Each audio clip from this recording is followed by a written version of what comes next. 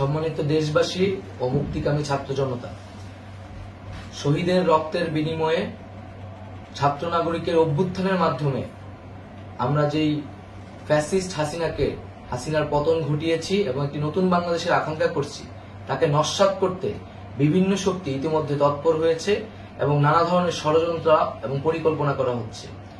আমরা মুক্তিকামী ছাত্র জনতার পক্ষ থেকে স্পষ্টভাবে বলতে চাচ্ছি যে এই বাংলাদেশকে ফ্যাসিবাদী রেজিম থেকে মুক্ত করার জন্য এবং একটি নতুন বাংলাদেশ, জনগণের বাংলাদেশ প্রতিষ্ঠার জন্য সকল ধরনের ষড়যন্ত্রকে নস্যাৎ করার জন্য, প্রতিহত করার জন্য বাংলাদেশের ছাত্র জনতা কিন্তু সদা প্রস্তুত রয়েছে।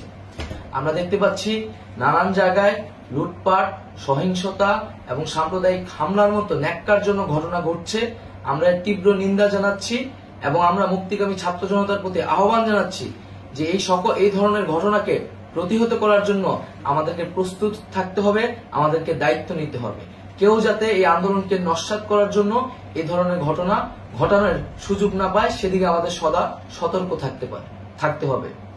আমরা আরো দেখতে পাচ্ছি যে রাষ্ট্রপতি গতকাল বলেছিলেন যে অনতিবিলম্বে তিনি জাতীয় সংসদ বিলুপ্ত করবেন, কিন্তু আমরা এখনো দেখছি যে একটি অভ্যুত্থানের পরেও এই ফ্যাসিস্ট হাসিনার জাতীয় সংসদ রয়ে গেছে।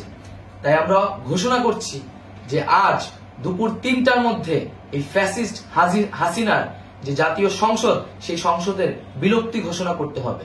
যদি আজ বিকাল ৩টার মধ্যে এই জাতীয় সংসদের বিলুপ্তির ঘোষণা না আসে, তবে আমরা কঠোর কর্মসূচি দিতে বাধ্য থাকব।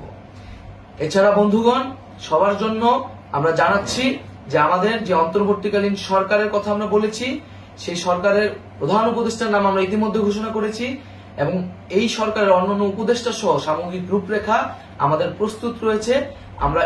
আমরা খুব শীঘ্রই সেই রূপরেখাটি জাতির সামনে উপস্থাপন করব। আমরা বাংলাদেশে স্থিতিশীলতা চাচ্ছি, সমাজে ন্যায় বিচার চাচ্ছি, সেজন্য কার্যকর পদক্ষেপ নিতে হবে এবং তার প্রথম পদক্ষেপটি হতে হবে এই জাতীয় সংসদ ভেঙে দেওয়া।